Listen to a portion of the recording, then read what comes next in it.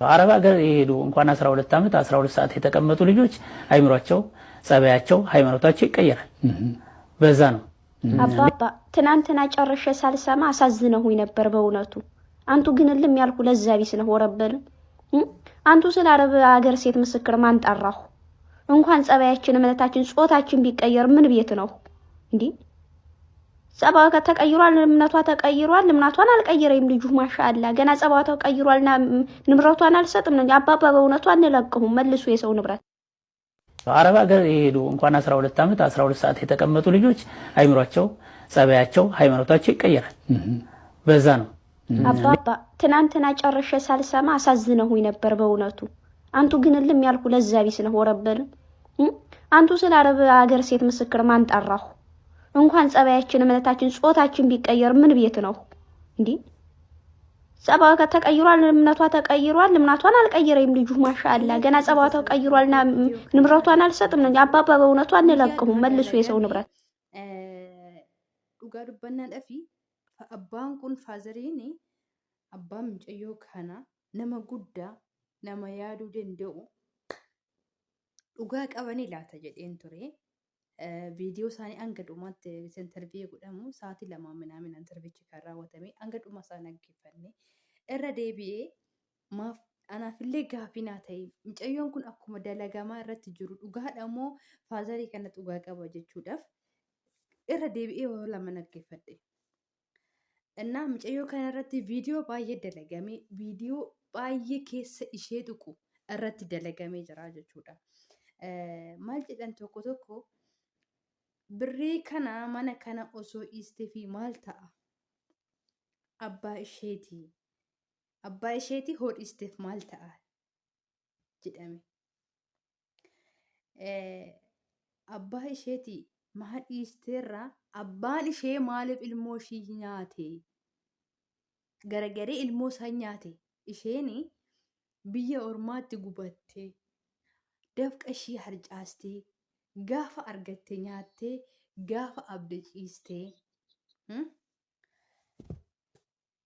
ኢየሜቀን ኦጋኩ ደለማ ማሌ ጉያ ለማ ሚቲ ጉያ ለማ ኦጋኩ ደለማ ሚቲ ጂአ ለማ ሚቲቲ ጉያ ለማ ነማ አርጌ ነማ ማል አከጅሩ ሁበቴ ከነመረቲ ሙርቴሱ ደንደው ani mana gaarii hoon jiraadde isheen mana gaarii hin turre isheen mana gaarii hoo jiraatte ani mana gaarii ture hin jedhamu carraan ilma namaa garaagarummaa እና ፋዘር ana gaafii sinirraa qaba abbaa koo naaf oolchaa jecha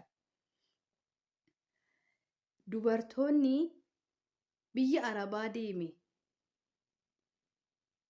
araba garii የሄደ ሰው 12 ዓመት ሳይሆን 2 ቀን ቢቆዩ ትክክል አይደለም። ጭንቅላታችሁ አይሰራም። ለምን አብዶ ነው የሚመጡ አልኳችሁ አሉ ፋዘር። ይቅርታ አድርጉልኝና አማርኛው ማለት ነው። ነምኔ ኦጋ ለማ ብየ አረባ ኦጋ ኩደለም ብየ አረባ ቱሬ ሚቲቲ ነምኒ ጉያ ለማ ብየ አረባ ኦጀቴ ዱፌ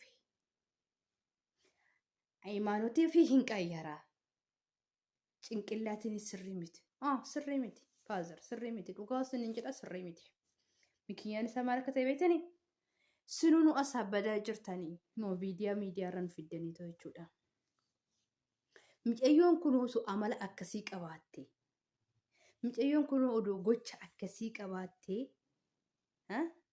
ኢስን ቀርሺ ምጨዮ ተናኛችሁ ቀብደኒ ምጨዮን ኮ አናፍ ጀቴ ወይስ ሞ ኦፍ ጅጂሩዳ ብያ ባቴ ምጨዮን ኮ ሐረረ ረከቴ ምጨዮ ኮ ሰሙን ኢሼ ጡቀሜ ጅራ ኢቲን አስታማማ ወይ ሞዩ ጣራ ኢሺ ሊፋቴ ኢሼ ኦጋ ኩዳ ለማሳን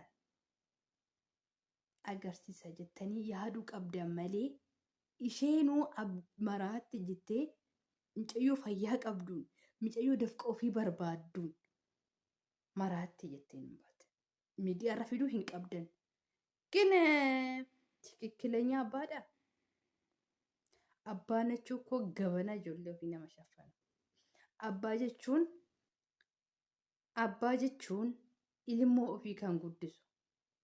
Abbaan ofii jechuun gammachuu guddina ilmoo ofii kana'u. Baay'inni nama keenya dadhabbiin maal akka ta'e beektu namarratti viidiyoo hojjechuu namarratti murteessuu maal jedhani abbaan koo osoo jiraatee abbaan koo oduu jiraatee oduu na nyaatee maal rakkina qaba maaf nyaata akkamitti akkan hojjedhee dhufe akkamitti akkan hojjedhee fide natu beeka jechuudha. Faazer dubartiin biyya Arabaa cakkina ishiin keessa jirtuu fi jajjabina onnee ishiin qabdu amma ishii namni hin qabu. Mikinyaanni hin maraanne iyyuu malee osoo maraannee nutti laallama.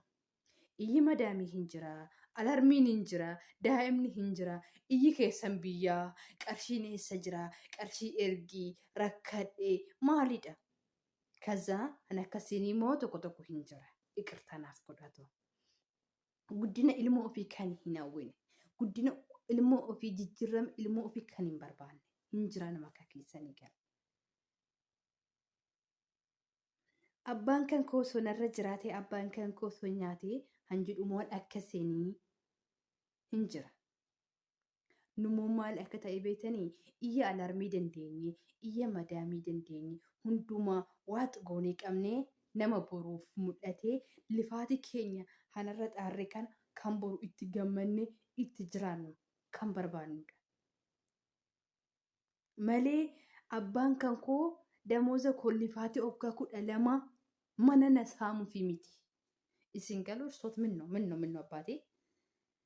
Ani akka fakkaadhetti akka na fakkaatetti hayimaanotii qayyartee kanaafuu manicha hin kennuudha. Ani kiristaana ta'eef ilmoon ani qabu moo kiristaana dirqama na waliin ta'uu hin qabdu. Mikinyaan isaa biyyaa fi beetisaba kan waluma tokkummaa sin barsiisu malee hasin godhu danda'u hayimaanotiin hunda keenyatu mirga. Hayimaanotii fi qayyaruu mirga qabdi. Abbummaa qayyaruu garuu hin dandeessu tiruu keetii waan ta'eef jechuudha. ግን እናንተ እርሶ ትልቅ ሰው አይደሉም? እንደምንድን ነው ፋዘር? መስቀል ይዛችሁ ደግሞ የሰው ላብ ላይ እንደዚህ መከራከር? ኧረ በጌታ ስም ምን ነው? አገሩ ወዴት እየሄደች ነው? dhugaa akka dubbattee sobaan akka mucayyoo tana muggaffa'aa jirtu abbaa kan koomaa irratti akkasii bare beekta. Isaan nama shanan isaaniitiifuu saalonni tokkoo fi kilaasii tokko kennite.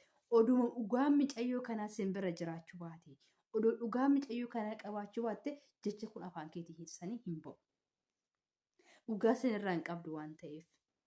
Lammanni immoo tiruun ofii haati ilmoo abbaan kee balleessee obboleetti hita biyyee jechuudha.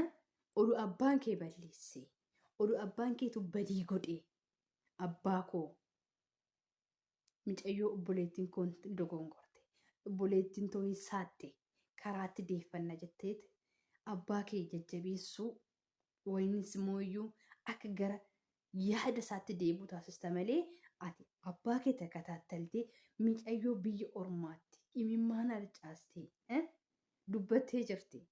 Mana jammaree mana san odoo murteeffatiin biyyaan galuu jedhee tanan baangaalee wajjin jiraachaa ture jette. Dhugaa rabbi seenan ishii gisee ishiin dubbatu baxxamite kan garaa kiyyana seenee jechuudha. Ayyee gini ishii maal yaaddee rakkina keessaa ba'uuf malee warri koo maatiin koo kana narraan gahan jettee hin yaadne. Gini attesaasabiin akkanaa baay'eetti nama kan gaddisiisudha. Baay'eetti. Ishee kana bichaa miti. Miidiyaa har'a kan dhufet ishee kana bichaa ta'a malee shamarran biyya Arabaatti gubatte. Shamarran biyya Arabaatti gubattee dafqi ishii dhabame meeqatu jira. Innaa waaqayyo sin jaalate maatii akkanaatirraa obbolummaa akkanaatirraa sina fageessu sinin jedha. Chaanaalii kana haaraa hortaatan laayikii, sheerii, sabskiraayibii gochuun nama kee habaddaa. Baay'ee waddachaallah.